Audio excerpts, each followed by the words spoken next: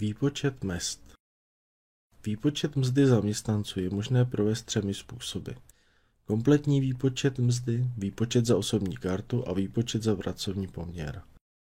Kompletní výpočet mezd zaměstnanců spustíme stisknutím tlačítka Výpočet mezd na hlavní obrazovce.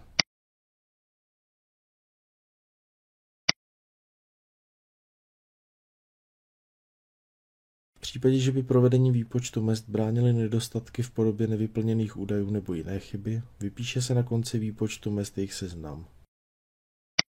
Přepočet mzdy pro jednoho zaměstnance spustíme v záložce Osobní karta nabídkový počty.